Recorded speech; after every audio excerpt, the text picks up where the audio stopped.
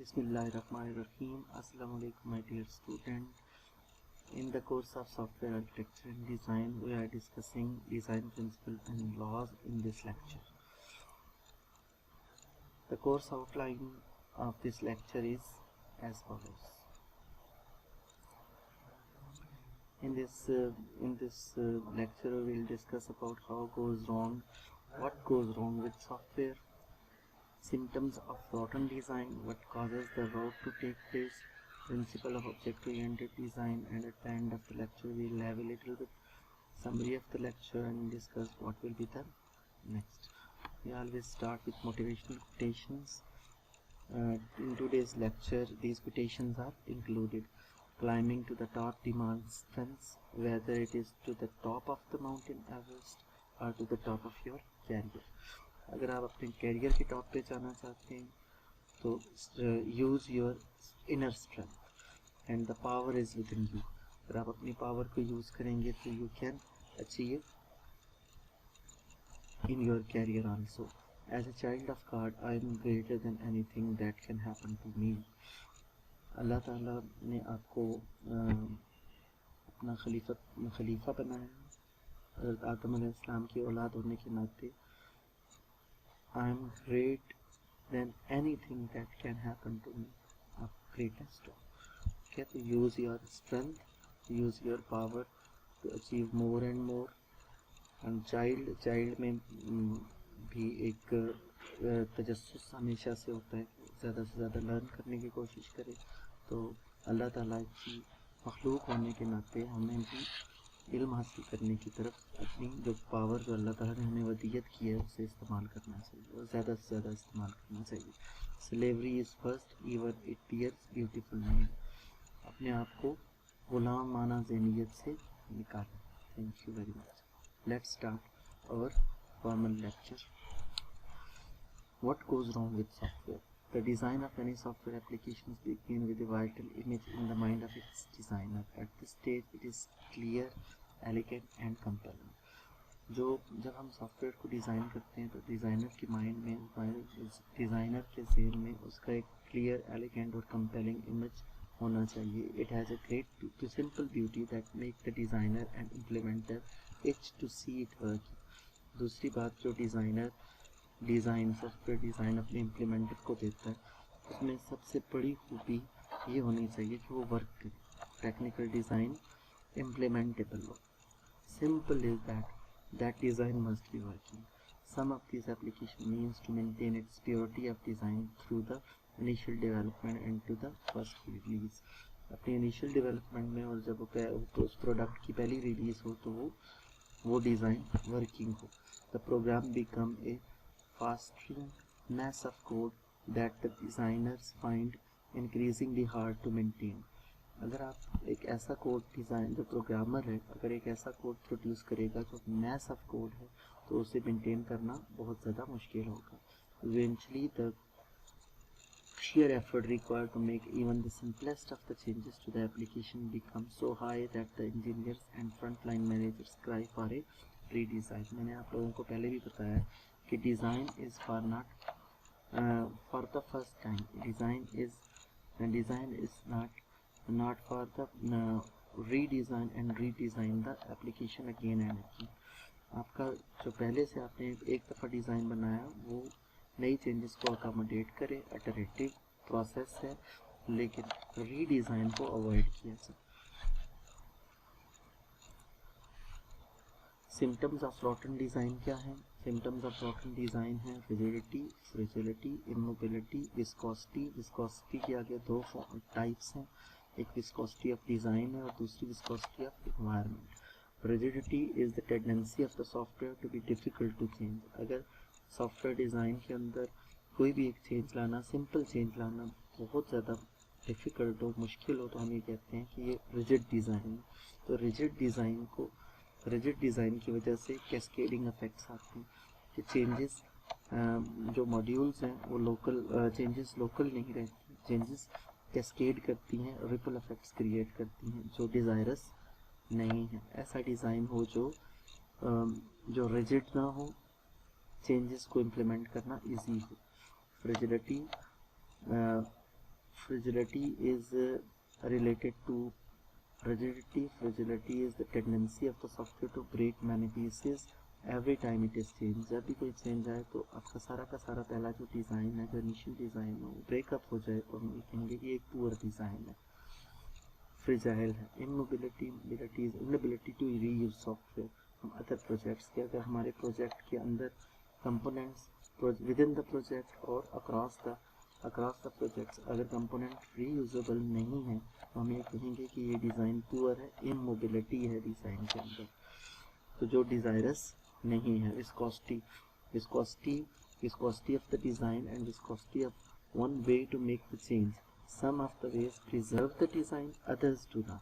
आप जो भी डिज़ाइन ऑप्शंस लें डिज़ाइन करते हुए, सॉफ्टवेयर डिज़ाइन करते हुए, तो जो अल्टरनेटिव्स अवेलेबल हैं, अगर आपने कोई भी चेंज आती है और आपका जो डिज़ाइन है वो प्रीवियस डिज़ाइन को प्रिजर्व नहीं करता, तो हम ये कहते हैं कि ये विस्कोसिटी ऑफ द डिज़ाइन है।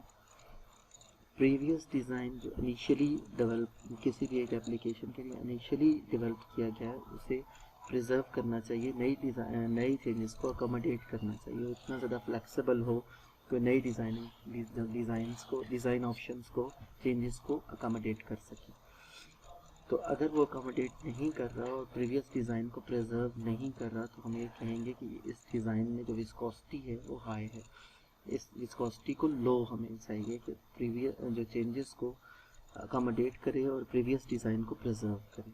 विस्कोसिटी ऑफ एनवायरनमेंट, कि जिस एनवायरनमेंट में उस सॉफ्टवेयर ने रन होना है वो एनवायरनमेंट इनएफिशिएंट ना हो, एफिशिएंट हो। Compilers times very long, desire नहीं है वो, compiler times come, viscosity of the environment भी लो हो और विस्कोसिटी ऑफ द डिज़ाइन भी लो हो। तो ये सिम्टम्स अगर किसी एक डिज़ाइन में पाए जाते हैं तो वो एक रोटन डिज़ाइन है और हमारा ये पर्पस है कि हम इन सिम्टम्स को एरेडिकेट करें, इनको मिनिमाइज करें। What causes that rot to take place, किन वजूहात की बिना पर ये डिज़ाइन रोटन होता है। Changing requirements have been changing in way that the initial design did not anticipate. अगर आपके जो इनिशियल डिज़ाइन आपने डेवलप किया है वो आने वाली चेंजेस जो पॉसिबल है, एंटिसिपेट जो इन फ्यूचर हो सकती हैं, उनको आपके डिज़ाइन को एंटिसिपेट करना चाहिए। अगर आपका डिज़ाइन इनको एंटिसिपेट नहीं कर रहा और जब वो चेंजेस आती हैं तो आपका डिज़ाइन फ्रेजाइल हो जाता है या रिजिड हो जाता है, तो ये एक पुअर डिज़ाइन होगा। तो आपके डिज़ाइन को चेंजिंग रिक्वायरमेंट को अकोमोडेट करना चाहिए और चेंजिंग रिक्वायरमेंट ही किसी भी एक डिज़ाइन में को एक बैड डिज़ाइन बनाती है।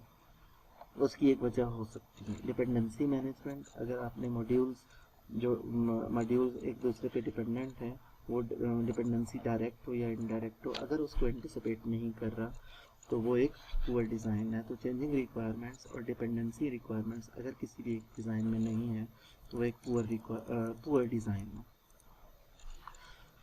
अब बहुत सारे ऑब्जेक्ट ओरिएंटेड टेक्निक के प्रिंसिपल्स हैं। अगर हम इन प्रिंसिपल्स को अप्लाई करते हैं अपना डिज़ाइन बनाने के लिए तो हम एक गुड डिज़ाइन, रीयूजेबल डिज़ाइन बना सकते हैं। उन प्रिंसिपल्स में से एक प्रिंसिपल ओपन क्लोज प्रिंसिपल है। ओपन क्लोज प्रिंसिपल ये है कि a module should be open for extension but close for modification. We should write our modules so that they can be extended without requiring them to modify. Modifications कम से कम हो और उसके में फंक्शनैलिटीज़ को ऐड किया जा सके। अगर इस तरह का डिज़ाइन है तो हम ये कहेंगे कि वो ओपन क्लोज प्रिंसिपल को फॉलो कर रहा है। In other words, we want to be able to change that module without changing the source code of the module. जो पहले से existing source code है उसको change किए बगैर हम अगर नई फंक्शनैलिटी के लिए कोड ऐड कर रहे हैं तो हम ये कहेंगे कि वो ओपन क्लोज प्रिंसिपल को फॉलो कर रहा है। अब हम एक एग्जांपल लेते हैं इसके लिए, इस बात को ज़्यादा बेहतर करके समझने के लिए। अगर हमारे पास एक क्लास है मोडेम और डिफरेंट टाइप ऑफ मोडेम्स हैं, अगर हम नए कोई भी एक टाइप ऐड करते हैं तो without changing the existing code अगर वो टाइप ऐड हो जाती है तो हम ये कहते हैं कि ये मॉड्यूल ये जो हमारा डिज़ाइन है वो OCP को फॉलो कर रहा है। अगर हम किसी एक मेथड को मॉडर्न की क्लास में ऐड करते हैं या उसकी टाइप्स की, जिस तरह से कोरियर मॉडर्न है उसमें अगर कोई मेथड ऐड करते हैं और वो एग्जिस्टिंग कोड को मॉडिफाई किए बगैर एक्सटेंड हो रहा है तो हम ये कहेंगे कि वो ओपन क्लोज प्रिंसिपल को फॉलो करता है। अब आर्किटेक्चरल गोल्स हमें ओपन प्रिंसिपल से क्या अचीव होते हैं? By using these techniques to conform to the OCP we can create modules that are extendable without being changed. This means that a little forethought we can add new features to existing code without changing the existing code and by only adding new code. Next principle है Liskov substitution principle, LSP. Sub classes should be substitutable for their base classes. Derived classes should be substitutable for their base classes. Base classes base class से हम derive classes base classes से derive होती हैं, और अगर derive class base class के लिए सब्स्टिट्यूटेबल नहीं है तो उसे उस हिरारकी में उससे नीचे नहीं आना चाहिए। पहले आप लोगों को एग्जाम्पल उसको समझने के लिए हम ये दे सकते हैं कि एनिमल की अगर क्लास है, बेस क्लास है, जनरलाइज क्लास है, तो कैट और डॉग की क्लास उसकी नेक्स्ट हिरारकी में आ सकती है। अगर फर्नीचर की क्लास है तो फर्नीचर की क्लास में जो चेयर है या टेबल है वो उसकी हिरारकी में आ सकता है, ठीक है, वो उसके लिए सब्स्टिट्यूटेबल है, वो उससे डिराइव हो सकता है। अगर हम एनिमल की क्लास से टेबल की क्लास को डिराइव करेंगे तो टेबल की क्लास एनिमल के लिए सब्स्टिट्यूटेबल नहीं है। इस बात को हम एक और एग्जांपल से समझते हैं।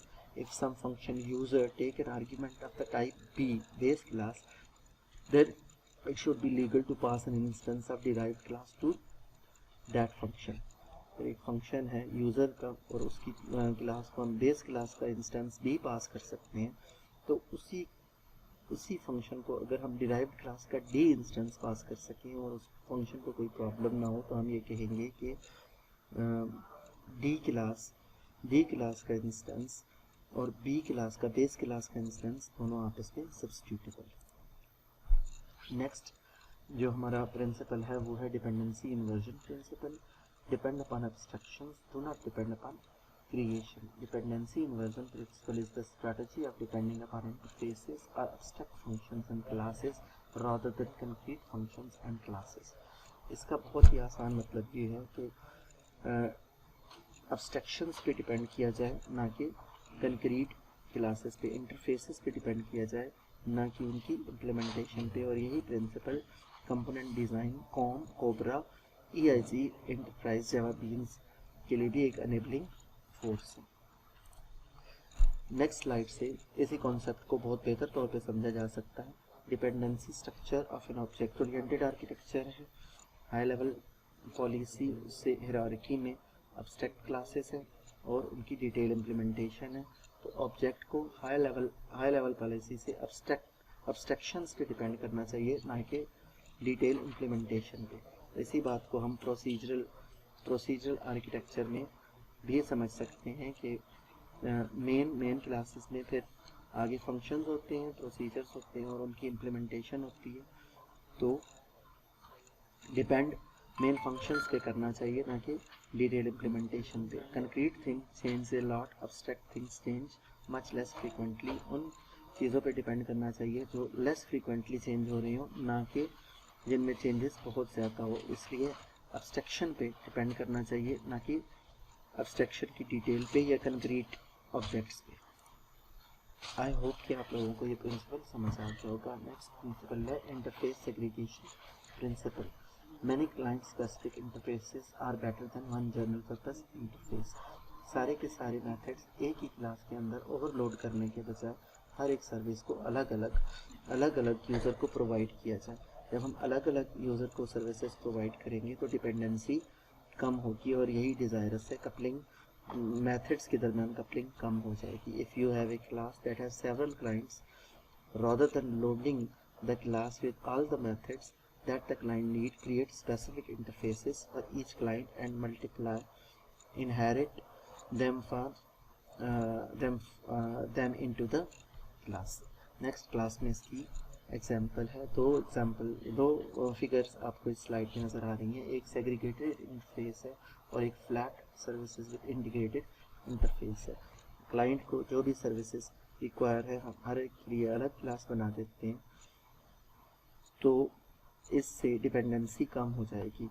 जबकि अगर एक फ्लैट क्लास है और सारी की सारी सर्विसेज हम एक ही क्लास में डाल रहे हैं तो हम इस क्लास को ओवरलोड कर रहे हैं, इस तरह से डिपेंडेंसी बढ़ेगी। तो एक अच्छे डिज़ाइन की ये एक सिम्टम है कि उसमें डिपेंडेंसी कपलिंग कम होती है और कोहेरेंस ज़्यादा होती है। जबकि एक अच्छे डिज़ाइन के लिए डिज़ायरस है कि उसमें कोहेरेंस ज़्यादा हो और कपलिंग कम हो। Principle of package architecture. Classes are a necessary but insufficient means of organizing a design. The larger the granularity of packages are needed to help bring order. But how do we choose which classes belong in which packages? Below are three principles known as package cohesion principles. जब हम classes को packages में रखते हैं, जब आपको previous classes में divide and कंकर का रूल बताया था, तो उस वक्त भी आपको ये बताया था कि आप पहले सिस्टम को सब सिस्टम्स के अंदर डिवाइड करते हैं, सब सिस्टम्स को पैकेजेस में, पैकेजेस को क्लासेस में और क्लासेस को मेथड्स के अंदर डिवाइड करते हैं। तो जब हम पैकेजेस सब सिस्टम्स को पैकेजेस में डिवाइड कर रहे हैं, तो पैकेजेस में डिवाइड करने के लिए कुछ प्रिंसिपल्स हैं। उन प्रिंसिपल्स को cohesion principles, package cohesion principles कहते हैं। और वो तीन प्रिंसिपल्स हैं। उन तीन प्रिंसिपल्स को हम पढ़ते हैं कि किस तरह से हम पैकेजेस में क्लासेस को रखें। रीयूज इक्विवेलेंसी प्रिंसिपल है। The granular of reuse is granular of release. Reusable elements, be it a component, a class or a cluster of classes, cannot be reused unless it is managed by a release system of some kind. Therefore, one creation for a group of classes package is reusable. Since packages are unit of release, they are also the unit of reuse. Therefore, architect should do well to group reusable classes together into packages. इस principal की summary ये है कि जो classes एक साथ एक जैसी हैं उनको एक ही पैकेज में रखा जाए, क्योंकि पैकेजेस यूनिट ऑफ रीयूज हैं या यूनिट ऑफ रिलीज हैं। इसलिए जब भी प्रिंसिपल सिंपल है कि रीयूजेबल क्लासेस को एक ही तरह के पैकेजेस में रखा जाए, जब रिलीज़ की जाए तो पैकेजेस के साथ रिलीज़ किए जाएं, और अगर उनमें कोई भी चेंज लाना हो तो आप उन क्लासेस में चेंज करके उन्हें सेम पैकेज में अगर आप रख देते हैं तो जो अदर पैकेजेस हैं या अदर डिपेंडेंट मॉड्यूल्स हैं तो वो उससे लेस अफेक्ट होगा। आई होप कि आपको ये प्रिंसिपल समझ आ गया होगा। कॉमन क्लियर प्रिंसिपल है, classes that change together belong together. जो क्लासेस एक साथ चेंज हो रही हैं उन्हें एक साथ रखा जाए। A large development project is subdivided into large network of interrelated packages. जो इंटररिलेटेड पैकेजेस हैं और जो एक साथ चेंज होते हैं उनको एक साथ एक ही पैकेज में रखा जाए। This principle is called common player principle. The work to manage, test and release those packages is non-trivial.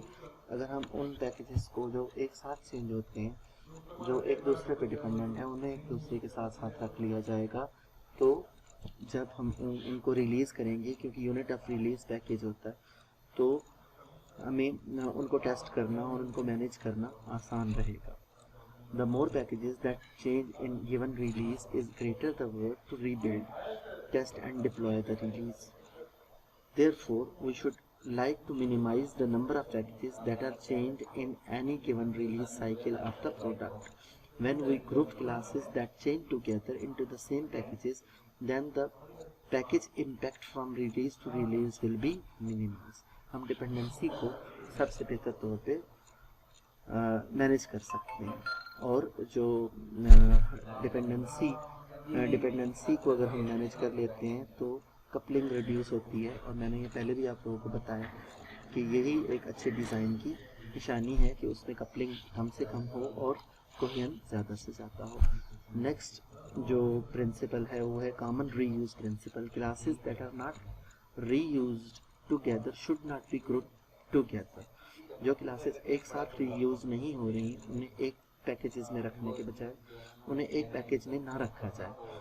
Some same can happen with the packages. If classes that are not used together are grouped together, change to a class that I do not care about will still force a new release of the package and still cause me to go through the effort of upgrading and revalidating. अगर जो classes एक साथ change नहीं हो रही उन्हें एक group में ना रखा जाए। इस तरह से रीयूजेबिलिटी जो पैकेजेस की है वो कम हो जाएगी। और जब हम नई रिलीज़ करेंगे तो क्योंकि हमने पहले भी बताया कि जो पैकेजेस हैं वो यूनिट ऑफ रिलीज़ हैं, तो इसलिए हमें उन्हें अपग्रेड करना और उन्हें रीवैलिडेट करना मुश्किल होगा। आई होप कि आप लोगों को ये प्रिंसिपल्स समझ आ रहे हैं। अब tension between the packages, cohesion principle. अब दो मेजर्स हैं, कपलिंग है और कोहेजन है। लोगों को पता है कि एक अच्छा सॉफ्टवेयर डिज़ाइन वो होता है जिसमें ज़्यादा कोहेसिव हो और कम कोहेजन हो, कम कपलिंग हो। These three principles are mutually exclusive. They cannot simultaneously be satisfied. This is because each principle benefit different group of people. The REP and CRP make life easy for reusers, whereas the CCP make life easier for maintainers. REP mean reuse, release, reuse, equivalency principle, and CCP means common player principle, and CRP means common reuse principle. I hope कि आप लोगों को ये concept समझ आ गया होगा। Package coupling principle है acyclic dependency principle. The dependencies between packages must not form cycles. आपने अगर साइकिल्स को डिपेंडेंसी डायग्राम बनाए और साइकिल्स को उनकी डिपेंडेंसी में साइकिल्स को अवॉइड करें तो कपलिंग कम होती है। The engineers must compile and build with all packages that it depends upon. ये ए साइक्लिंग पैकेज नेटवर्क की एक डायग्राम है। इसमें आप लोगों को साइकिल्स कम नज़र आ रहे हैं। Thank you very much. यहाँ पे हमारे जो लेक्चर है वो एंड अप है। आप लोग जानते हो कि हम कोई भी एक लेक्चर की बहुत अच्छे शायर की किसी एक शेर पे ख़त्म करते हैं। तो आज हमने जिन शायर का इंतखाब किया है वो हज़रत मोहानी रहमतुल्लाह अलैह है। बर्क़ को अब्र के साया में छुपा देखा है, हमने उस शौक़ को मजबूर हया देखा है। Thank you very much. I hope कि आप लोगों को ये कॉन्सेप्ट समझ आ गए होंगे। अब आप इन कॉन्सेप्ट्स को खुद ट्राई करें, खुद की नेट